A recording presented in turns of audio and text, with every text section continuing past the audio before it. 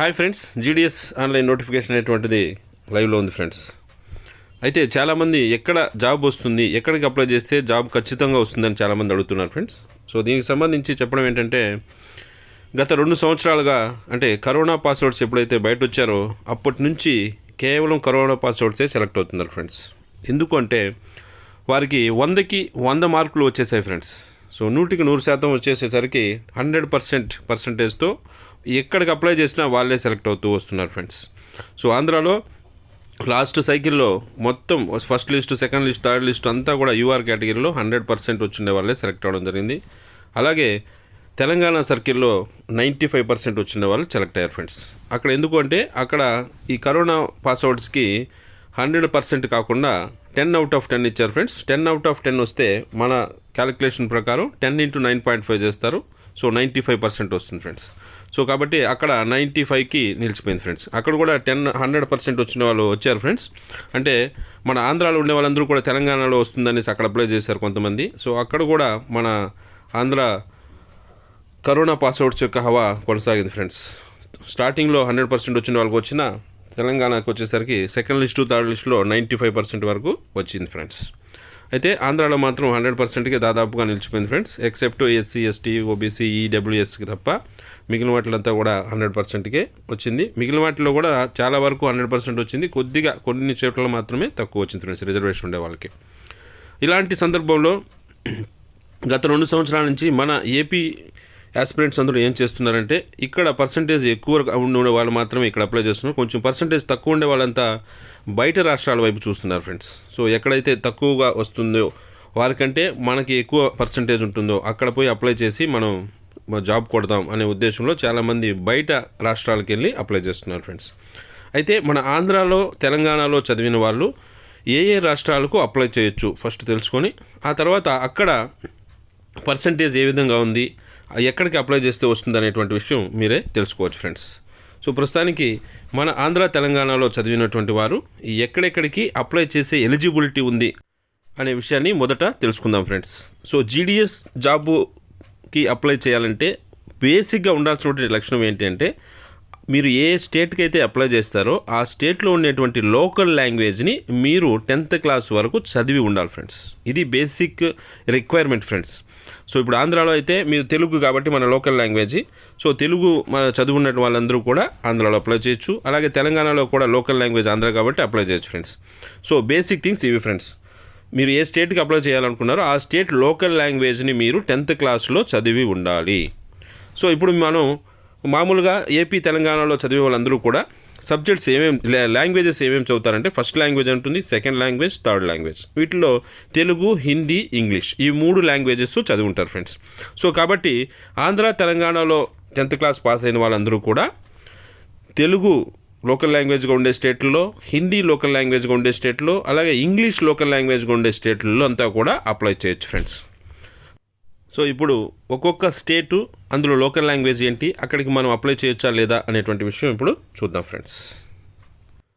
So తొలుత Andhra Pradesh friends. ఆంధ్రప్రదేశ్లో local language అనేటువంటిది తెలుగే కాబట్టి ఆంధ్రాలంతా కూడా అప్లై చేయొచ్చు ఫ్రెండ్స్. ఇక అస్సాం చూసినట్లయితే అస్సామీ అనేటువంటి లాంగ్వేజ్ ఉంది ఫ్రెండ్స్. అది చదివిన వాళ్ళు మాత్రమే అక్కడ అప్లై చేయొచ్చు. కాబట్టి మన తెలుగు రాష్ట్రాల్లో చదివినటువంటి వాళ్ళు అక్కడికి అప్లై చేయలేరు. ఇక 3 districts of Barak valley, Bodoland territorial council area, ఇవంతా కూడా బోడో అని, బెంగాలీ అనేటువంటి లోకల్ లాంగ్వేజ్ ఉన్నాయి, అక్కడికి మనం అప్లై చేయలేరు ఫ్రెండ్స్.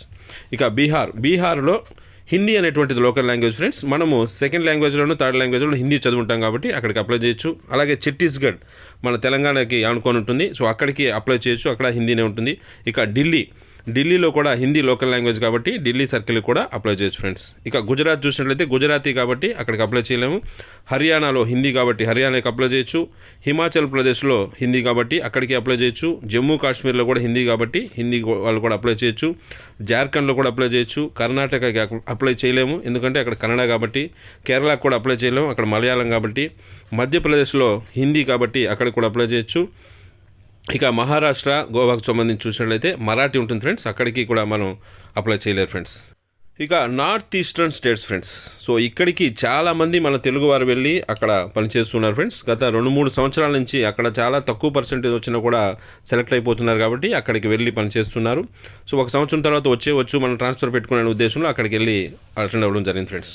అయితే ఈ నార్త్ ఈస్ట్ స్టేట్లోని అరుణాచల్ ప్రదేశ్లో పోయిన సంవత్సరం చాలా గందరగోళం జరిగింది ఫ్రెండ్స్. అక్కడ లోకల్గా ఉండేటువంటి ప్రజలు బయట నుంచి మీరు వచ్చి ఇక్కడ ఎట్లా పనిచేస్తారు అని ధర్నాలు చేశారు, ప్రభుత్వం దృష్టికి తీసుకెళ్లారు, నానా రభస చేశారు ఫ్రెండ్స్. సో అందుకని అక్కడ ఏం చేశారంటే ఇదివరకు అక్కడ హిందీ లేదా ఇంగ్లీష్ మాత్రమే లోకల్ లాంగ్వేజ్గా ఉండేది ఫ్రెండ్స్. సో మన వాళ్ళు హిందీ ఇంగ్లీషు 2 చదువుంటారు కాబట్టి సో అక్కడికి అప్లై చేసేవారు, ఆడ సెలెక్ట్ అయిపోయేవారు ఫ్రెండ్స్. కానీ ఈ అరుణాచల్ ప్రదేశ్లో ఉండేటువంటి ప్రజలు అక్కడ దాన్ని వ్యతిరేకించి ఎక్కడి నుంచో వచ్చి మీరు ఇక్కడ వస్తే ఎట్లా, అసలు మాకు ఇక్కడ జాబ్స్ దొరకడమే కష్టము, అలాంటివి చిన్న చిన్న జాబ్స్ ఉంటున్నాయి జీడిఎస్ పోస్టులు, వాటిని కూడా మీరు వచ్చి ఆక్రమించేస్తే ఎట్లా, ఇది కరెక్ట్ కాదని వాళ్ళు ప్రభుత్వం దృష్టికి తీసుకెళ్లారు. దానికి అనుగుణంగా ప్రభుత్వం వాళ్ళ స్టేట్ గవర్నమెంట్ మన సెంట్రల్ గవర్నమెంట్కి రాసింది. సెంట్రల్ గవర్నమెంట్ స్టేట్ గవర్నమెంట్ కోఆర్డినేషన్తో ఇప్పుడు ఒక రూల్ తీసుకొచ్చారు ఫ్రెండ్స్. సో అరుణాచల్ ప్రదేశ్లో ఎక్కడికన్నా అప్లై చేయాలనుకుంటే అక్కడ లోకల్ లాంగ్వేజ్ అనేటువంటిది కొన్ని ఉన్నాయి ఫ్రెండ్స్, వారు వాటిని ఆథరైజ్ చేస్తున్నారు. ఆ లోకల్ లాంగ్వేజ్ చదివితేనే మీరు అరుణాచల్ ప్రదేశ్లో అప్లై చేయొచ్చు అని ఒక రూల్ తీసుకొచ్చారు. సో దానికి అనుగుణంగా ప్రస్తుతానికి అక్కడ చిన్న చిన్న రాష్ట్రాలు ఉన్నాయి ఫ్రెండ్స్, వాటిల్లో ఎక్కడికైతే మనం అప్లై చేయగలమో ఎక్కడికి అప్లై చేయలేమో చూద్దాం ఫ్రెండ్స్.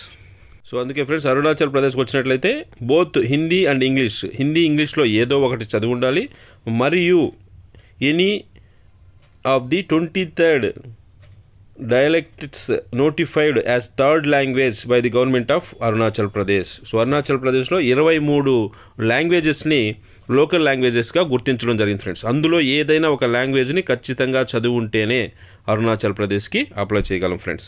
సో హిందీ ఇంగ్లీష్ మాత్రం దీంట్లో ఏదో ఒకటి చదువు ఉంటే కుదరదు ఫ్రెండ్స్, వీటితో పాటు అక్కడ లోకల్ లాంగ్వేజ్ కూడా చదువు ఉండాలని రూల్ వచ్చింది. కాబట్టి ఇకపై మన ఆంధ్ర తెలంగాణలో ఉండే వాళ్ళు ఎవరు కూడా అరుణాచల్ ప్రదేశ్కి అప్లై చేయలేరు ఫ్రెండ్స్.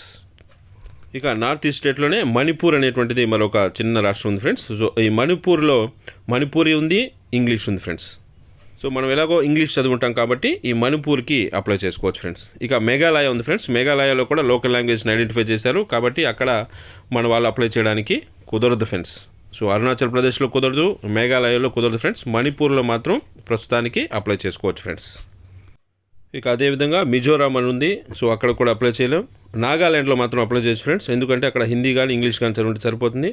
ఇక త్రిపురలో కూడా లోకల్ లాంగ్వేజెస్ ఉన్నాయి ఫ్రెండ్స్, వాటిని మనం చదవం కాబట్టి అక్కడ కూడా అప్లై చేయడానికి కుదరదు ఫ్రెండ్స్. సో కేవలం మణిపూరు నాగాల్యాండ్లో మాత్రమే అప్లై చేయగలరు ఫ్రెండ్స్ నార్త్ ఈస్ట్ స్టేట్స్కి సంబంధించినంత వరకు. ఇక ఒరిస్సాలో అప్లై చేయలేము, పంజాబ్లో కూడా అప్లై చేయలేము. ఇక చండీగఢ్లో మాత్రం అప్లై చేయొచ్చు ఫ్రెండ్స్. చండీగఢ్ దాంట్లో హిందీ ఇంగ్లీష్ ఉంటుంది కాబట్టి అక్కడ అప్లై చేయొచ్చు. రాజస్థాన్లో హిందీనే కాబట్టి రాజస్థాన్కి కూడా అప్లై చేయొచ్చు ఫ్రెండ్స్, అక్కడ కూడా చాలా బాగుంటుంది పీఓస్. తమిళనాడు కుదరదు, తెలంగాణలో తెలుగే కాబట్టి అప్లై చేయొచ్చు. ఉత్తరప్రదేశ్లో హిందీ కాబట్టి అక్కడ అప్లై చేయొచ్చు. ఉత్తరాఖండ్లో కూడా అప్లై చేయొచ్చు.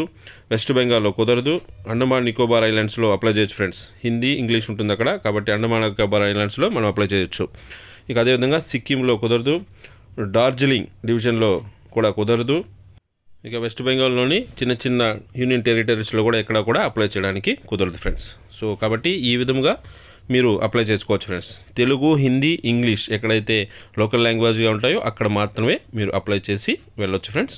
సో ఒకవేళ అక్కడ మీకు ఉద్యోగం వస్తే సర్టిఫికేట్ వెరిఫికేషన్ అంతా అయిపోయిన తర్వాత అక్కడ పోయి జాయిన్ అయిన తర్వాత 1 year తర్వాత మీరు మళ్ళీ ట్రాన్స్ఫర్ పెట్టుకొని మన లోకల్ సర్కిల్కి అంటే స్టేట్కి వచ్చేటువంటి అవకాశం ఉంటుంది ఫ్రెండ్స్. సో లాస్ట్ ఇయర్ ఏ సర్కిల్లో ఎంతవరకు కట్ ఆఫ్ వచ్చింది అనేటువంటి విషయం మనకి వెబ్సైట్లో ఉంటుంది ఫ్రెండ్స్. సో దాంట్లో చూసి మీరు ఎక్కడికి అప్లై చేస్తే మీకు వస్తుంది అనేటువంటి విషయం తెలుసుకోవచ్చు ఫ్రెండ్స్. సో అది ఫ్రెండ్స్. సో మరొక మంచి అప్డేట్తో మళ్ళీ మీ ముందుకు వస్తాను. అంతవరకు సెలవు.